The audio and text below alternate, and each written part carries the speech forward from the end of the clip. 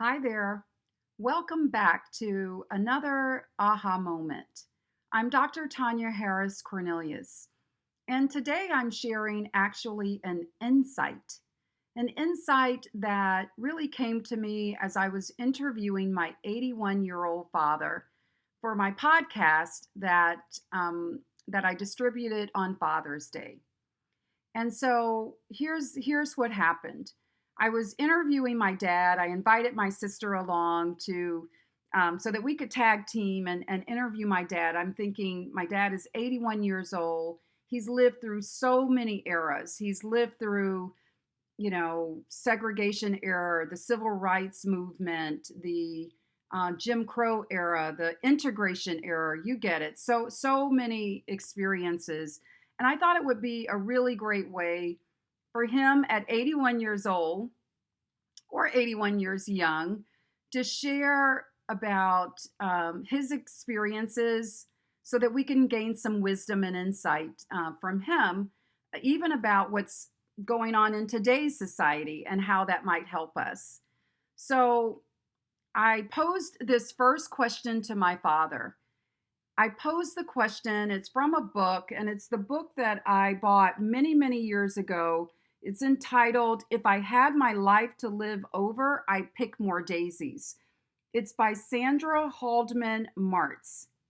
And it's a collection of short stories and poems by mostly older women who are looking back on their lives and asking certain questions of themselves, like what choices they made in life, and if they had their lives to live over, what would they do more, better, or differently? And so I thought, wow, that would be a really great question to ask my dad at 81 years old. What would he want to change? And so prior to the podcast, prior to recording the podcast, I said, look, Dad, think about your life and what you'd want to do more, better, or differently. But when we got onto the podcast, my dad answered that question in a totally different way. And it just really brought out a really great insight. So I asked my dad, Dad, if you had your life to live over, what would you do? Finish the sentence. If I had my life to live over, I'd. And he talked about, look, I know you said, would I run around barefooted, often, play and so forth. And he made it very clear. He did run around barefoot. As a child, he ran around barefoot, sometimes because he wanted to, but also sometimes when he didn't want to, but he didn't have any shoes. So my dad, even just that, the reality of the situation that he grew up in a large family. But the insight that he said, if I'm running around, if I'm going to pick more daisies, then, or if you're going to pick more daisies, then pick enough to give daisies to someone else. That is what my dad chose to focus on. My dad, I thought, would go, that question is really meant to get to where might you have some regrets? What if you could have a do-over in some of the choices that you made in life, what would you do? Well, my dad was just not having any of that. He didn't want to live a life of regret. I guess you just realize that in 81 years, yes, there are things that you wish that you had done differently, you'd handled differently, but that's not where he wanted to focus. My dad wanted to focus on how you can make and improve other people's lives. He spent his career as an educator, as a coach, and as a school administrator. And so he's all about helping people to grow, learn, and develop. And so when I asked that question, that's where he went. And so in 81 years, it's an insight for us because we can get into this having regrets. Oh, I wish I had spoken up this way in that meeting, or I wish that, I don't know, just you name it. We can go down that path of regret. We can go through looking at our mistakes. And the insight is it's already in the past. It's already in the past. Looking at your regrets, looking at your mistakes, looking at choices, Certainly, you can make sense out of them, but don't stay there.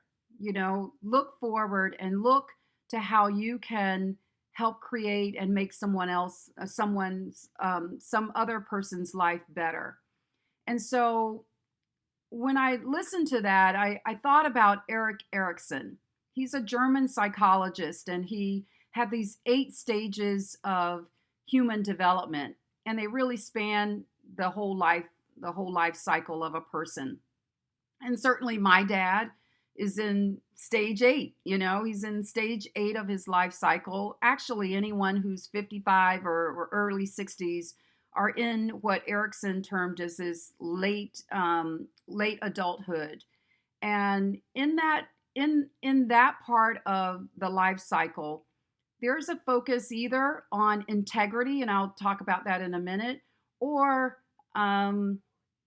regret. And he calls it, I'm going to read it here. He says, integrity versus despair. And he said, this stage of the life cycle is really about reflection. And that's what was happening with my dad. As older adults, some can look back with a feeling of integrity. That is contentment and fulfillment, having led a meaningful life and made a valuable contribution to society. Sounds like my dad. Others may have a sense of despair when they get to this 8th stage, reflecting upon their experiences and their failures, regret. And that's where I thought my dad might go, because I don't know why I thought that. I just thought that he might go there. They may fear death as they struggle to find a purpose to their lives, wondering what was the point of life and was it all worth it? So I'm so glad my dad is living this life of integrity. It's not a life of regret. He is content. He's fulfilled, knowing that he has made a valuable contribution to society. And so that's the insight that I give you today. We can live our lives with regret, but it really means nothing. There's nothing to win from that. Let's choose to live a life of integrity, and a life that is on purpose and fulfilling some contribution to society, helping your life and the lives of others. So don't live with regret. Live with purpose. If you can make someone else's life better, then that's success. So I want to end with this, because my dad talked about a quote by Ralph Waldo Emerson, who I learned through interviewing my dad that that's one of his favorite poets. And it just so happens it's mine, and I never knew that was one. He is also one of my favorite poets, and I never knew that until I interviewed my dad. So here's the quote. The question is, what is success? To laugh often and much, to win the respect of intelligent people and the affection of children, to earn the appreciation of honest critics and endure the betrayal of false friends, to appreciate the beauty, to find the best in others, to leave the world a bit better, whether by a healthy child, a garden patch, or a redeemed social condition. To know even one life has breathed easier because you have lived. This is to have succeeded. So I want to leave you with this thought. This insight is to live on purpose. Live a life of integrity. Live a life of meaning, where you know that you are not only helping yourself, but you are contributing to society in some meaningful way. That's it. Thank you so much for watching again this weekly aha moment. If you like it, give it a thumbs up, and remember to subscribe to my channel. I'm Dr. Tonya Harris Cornelius, and I'll be back next week with another aha moment.